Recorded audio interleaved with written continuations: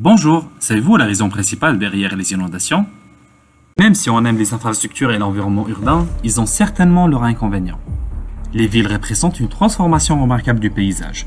Nous changeons presque tout. Nous coupons les arbres, nous volons le sol, nous découpons la terre en parcelles individuelles, mais l'une des modifications les plus importantes du paysage qui accompagne l'urbanisation sont les revêtements imperméables.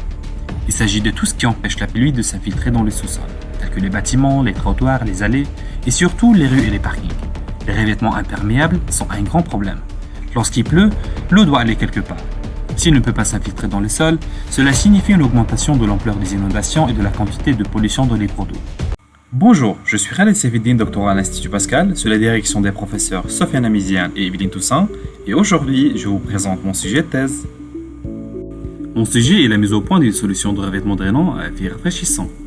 Et mon étude sur les revêtements drainants s'articule autour des trois axes principaux: les propriétés mécaniques, les propriétés hydrauliques et finalement les propriétés thermiques.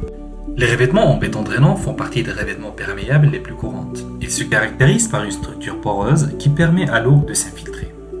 Ces revêtements perméables ont une variété d'utilisations et peuvent être utilisés dans les chaussées à faible trafic, les pistes cyclables, les aires de stationnement, les terrains de sport, les centres nautiques. Voici une comparaison visuelle entre le béton drainant et le béton ordinaire. On voit bien que le béton ordinaire ne laisse pas l'eau s'infiltrer. Au contraire, l'eau peut passer facilement au travers le béton drainant. La conductivité hydraulique ou la perméabilité est l'une des caractéristiques de performance les plus importantes des bétons drainants, qui détermine sa performance vis-à-vis sa fonction principale, qui est la gestion des eaux pluviales.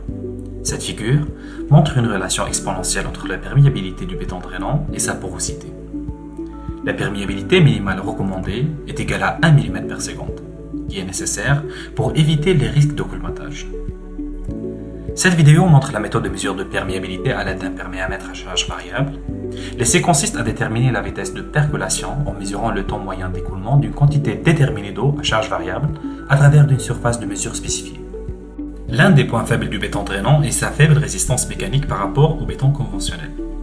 Cette figure montre que la résistance à la compression diminue de façon exponentielle avec l'augmentation de la porosité.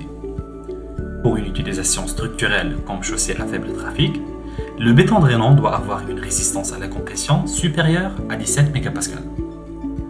Cette vidéo montre la méthode de mesure de la résistance à la compression du béton drainant qui est la même que celle du béton ordinaire.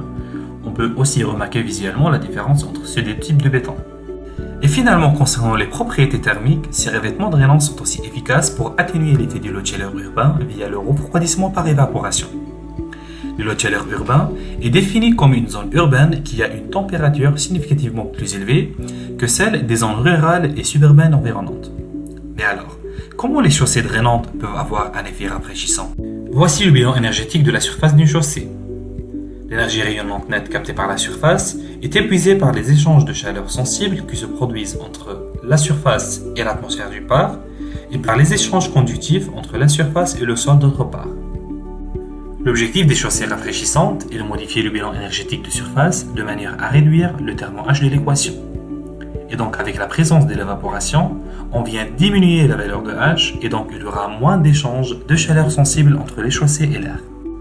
Voici le banc expérimental que nous avons conçu pour mesurer l'effet rafraîchissant des revêtements drainants. Ici on voit la couche de béton drainant qui est posée sur du sable qui représente la couche de base de la chaussée. Le bac est isolé partout sauf la partie supérieure pour assurer un transfert de chaleur unidirectionnel. Et l'ensemble est posé sur un balance électrique qui sert à mesurer l'évolution de la masse d'eau évaporée en fonction du temps. Et la balance pourra être reliée à un ordinateur pour avoir l'évolution de la masse d'eau évaporée en temps réel. Nous avons aussi installé un péranomètre et un pérégiomètre.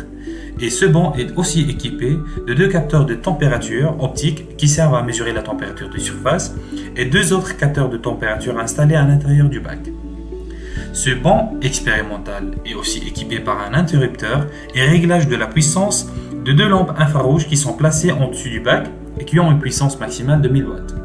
Ces lampes sont fixées sur un plateau mobile et pouvant se déplacer verticalement. Tous ces appareils servent à établir un bilan énergétique complet d'un revêtement. L'ensemble de ces appareils sont reliés à des centrales d'acquisition qui permettent un enregistrement automatique des données que nous pouvons ensuite les récupérer à la fin de chaque expérience. Donc, utilisez les revêtements drainants pour éviter les inondations, les îlots de chaleur et les canicules. Et merci pour votre attention.